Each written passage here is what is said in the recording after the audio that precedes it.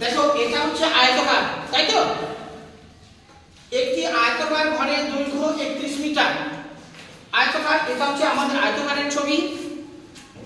এটা যদি না থাকে ভেবে না এটা নাই, আমি যে ব্ল্যাকবোর্ডের ভিতরে লিখেছি দেখো এই বোর্ডটাও কিন্তু আয়তকার, তাই না? আয়তকার তো, এটা হচ্ছে ছোট আয়তকার, এটা হচ্ছে বড়। এখানে হচ্ছে দেখো দৈর্ঘ্য কত 31 মিটার, প্রস্থ হচ্ছে 16 মিটার। এখানে হচ্ছে আমি 31 মিটার করে দিলাম, আরেকটা হচ্ছে 16 মিটার, হয়েছে তো? এবার দেখো এই ঘরটির ক্ষেত্রফল কত হবে, ঘরটির ক্ষেত্রফল কত হবে। এর আগে যখন অঙ্কগুলো তোমাদের আমি বোঝাচ্ছিলাম, তোমাদের বলেছিলাম যে আয়তকার বা আয়তক্ষেত্রের ক্ষেত্রফল একটা সূত্র বলেছিলাম না? কি সূত্র বলেছিলাম? দৈর্ঘ্য গুণ প্রস্থ, দৈর্ঘ্য গুণ প্রস্থ। তো দেখো এটা এই ফর্মুলা অনুযায়ী কিন্তু আমাদের করতে হবে। আয়তক্ষেত্রের ক্ষেত্রফল হচ্ছে দৈর্ঘ্য গুণ প্রস্থ। আমাদের কাছে কি জানতে চেয়েছে? ক্ষেত্রফল জানতে চেয়েছে। আর আয়তকার ঘরটা হচ্ছে আমাদের আয়তকার, দৈর্ঘ্য হচ্ছে আমাদের 31 মিটার, প্রস্থ হচ্ছে 16 মিটার। আয়তক্ষেত্রের ক্ষেত্রফল এবার লিখি, আয়তক্ষেত্রের ক্ষেত্রফল, ক্ষেত্রফল দৈর্ঘ্য গুণ প্রস্থ, দৈর্ঘ্য গুণ প্রস্থ। এটা কিন্তু আমাদের ফর্মুলা, ঠিক আছে? নিয়ম, এই নিয়ম অনুযায়ী কিন্তু আমাদের করতে হবে। যদি আয়তকার ক্ষেত্রে বা আয়তক্ষেত্রের ক্ষেত্রফল বা কোনো একটা ঘর আছে সেটা আয়তকার, দৈর্ঘ্য আর প্রস্থ দিয়ে দিয়েছে, সেটা যেহেতু আয়তকার সেই জন্য আমরা এই ফর্মুলাতে করতে পারবো। বোঝা গেছে? আমাদের দেখো দৈর্ঘ্য পেয়ে গেছি আর প্রস্থ কিন্তু দেওয়া আছে, দৈর্ঘ্য প্রস্থ দেওয়া আছে, শুধু ক্ষেত্রফল নেই। আয়তক্ষেত্রের ক্ষেত্রফলের নিয়ম হচ্ছে দৈর্ঘ্য গুণ প্রস্থ। এবার কি করব? আমরা বসিয়ে দেব। দৈর্ঘ্য পেয়েছি আমরা, প্রস্থ পেয়েছি। দৈর্ঘ্য কত আমাদের? এই দৈর্ঘ্য কত বাবা? 31 মিটার। আমি এখানে মিটার দিলাম বোঝার সুবিধার জন্য তোমাদের, ঠিক আছে? 31 মিটার গুণ দৈর্ঘ্য লিখেছি, এবার প্রস্থ কত? 16 কি বাবা? মিটার। মিটার 16 মিটার, হয়েছে? তোমাদের যদি মনে হয় যে আমি এভাবে দেব না, এভাবে করতে পারো।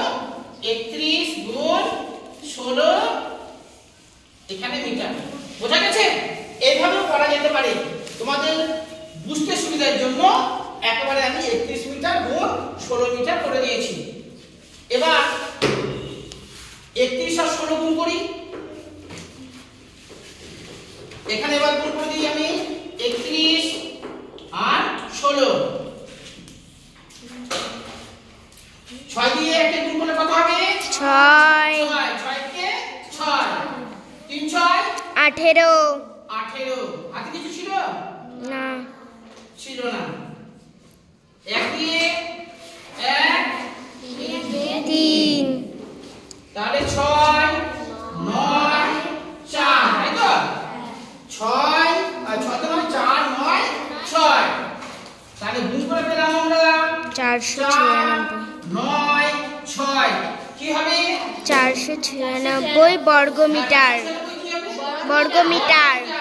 দেখো এখানে মিটার আছে, এখানে মিটার আছে। আমি তোমাদেরকে বলেছিলাম মিটার মিটারে গুণ করে কি হয়? বর্গমিটার। বর্গ মিটার। এখানে কিন্তু কেউ মিটার লিখবে না, মিটার মিটারে গুণ করে বর্গমিটার হয়। 496 বর্গমিটার বেরোলো, বুঝছি তো? যেহেতু প্রশ্নের অঙ্ক সেই জন্য আমাদের উত্তর কিন্তু লিখতে হবে আলাদাভাবে। ঘরটির ক্ষেত্রফল কত হবে? তাহলে এখানে আমি লিখে দিই ঘরটির ক্ষেত্রফল হবে, উত্তর দিয়ে ঘরটির ক্ষেত্রফল হবে কত? 496 বর্গ মিটার।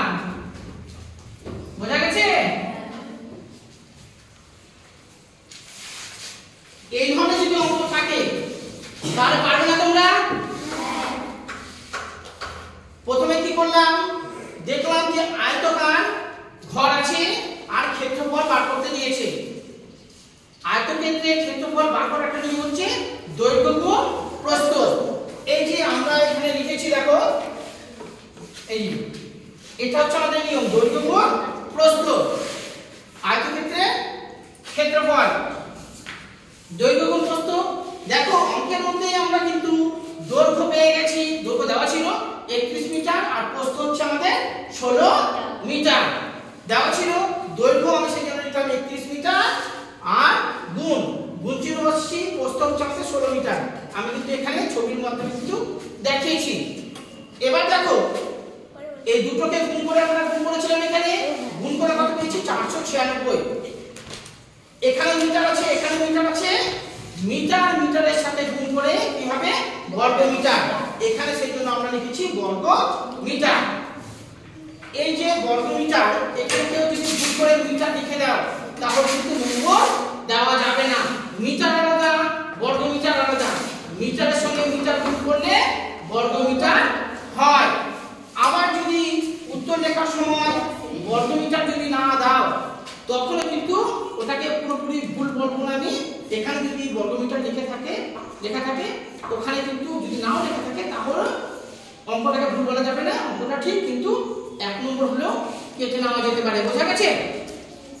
এবার অঙ্কটা দেখে বলো যে কার কোথায় অসুবিধা মনে হচ্ছে। দিয়া মানকি বলো। এবং